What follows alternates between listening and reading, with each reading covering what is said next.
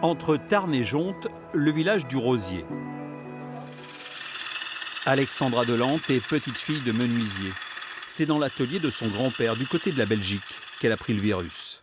Le pire qui puisse arriver, c'est de finaliser une pièce après 10-15 heures de travail et qu'au dernier passage de l'outil, la pièce ne se fende ou éclate.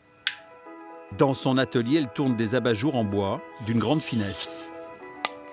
Ces luminaires sont tous uniques.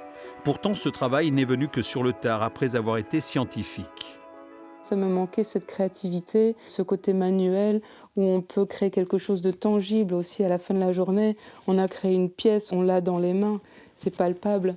Alors que le milieu de la recherche, eh bien, c'est plus abstrait. Mais la tourneuse sur bois n'a pas complètement tourné le dos à la science. Là, on va rejoindre Simon Mazeran, qui est bûcheron sur le plateau. Il est en train de réaliser une coupe qu'on appelle sylvopastorale. Ses connaissances en agroforesterie sont un plus sur le plateau. Ici, le pin sylvestre est un intrus qui gagne du terrain. Ce qui est important, c'est d'ouvrir un petit peu pour qu'il y ait plus de lumière au sol afin de favoriser la repousse en herbe. Ces brebis lacones sont les stars du plateau.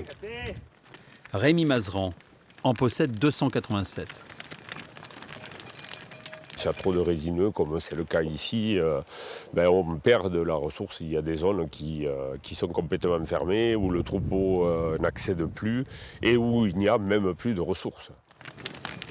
Le sylvopastoralisme est un mode d'agriculture durable.